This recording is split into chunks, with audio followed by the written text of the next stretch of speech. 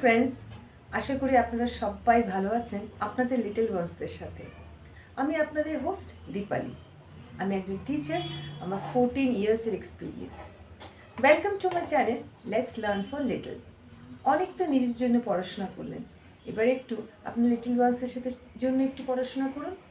আচ্ছা, আপনি কি কখনো দেখেছেন আপনার শিশু যার বয়স 2 বা 3, সে কখনো তার টয়েস অন্য কারোর সাথে শেয়ার করতে চায় না?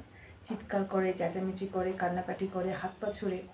কেন? তারা মনে করে তাদের টেডি বিয়ারের ফিলিংস আছে, তারা দুঃখ পায়, কান্না পায় তাদের। আসলে কি জানেন তো, this is just a part of a social development. আপনার শিশুর মধ্যে একটা সামাজিক বিকাশ হচ্ছে। This is just a part of this. এটা একদম স্বাভাবিক, normal. There is nothing abnormal.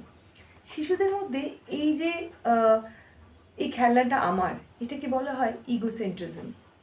আর আমার ফেভারিট টেডি বিয়ারেরও ফিলিংস আছে, দুঃখ পায়, কান্না পায়, কষ্ট হয়। এটাকে বলা হয় অ্যানিমিজম।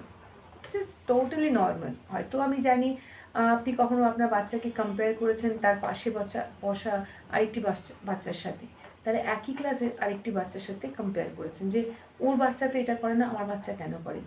99% ছেলেমেয়েরা এটা করে, 1% করে না। বোথ আর নর্মাল। জাস্ট একটু পেশেন্স আর একটু সময় নিন আর একটু ধৈর্য ধরে এটাকে ফেস করুন। এটা একদম নর্মাল।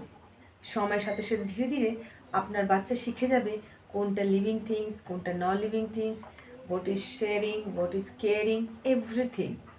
Don't worry. পেরেন্টস এবং টিচারদের উদ্দেশ্যে আমি বলবো যে তাদের উচিত এই বিহেভিয়ারকে বিভিন্ন রকম অ্যাক্টিভিটিস বা পেশেন্সের সাথে সাপোর্ট করা। আর মা বাবাদেরকে বলবো একটু কোয়ালিটি টাইম, আর কিচ্ছু না, এইটুকুই চাই। দেখবেন আস্তে আস্তে সব ঠিক হয়ে গেছে, আপনার বাচ্চা একদম নর্মাল, সব কিছুই শিখছে। আমার পরবর্তী ভিডিওতে আমি আরও নতুন নতুন এরকম চ্যালেঞ্জ এবং তার সলিউশন নিয়ে আসবো।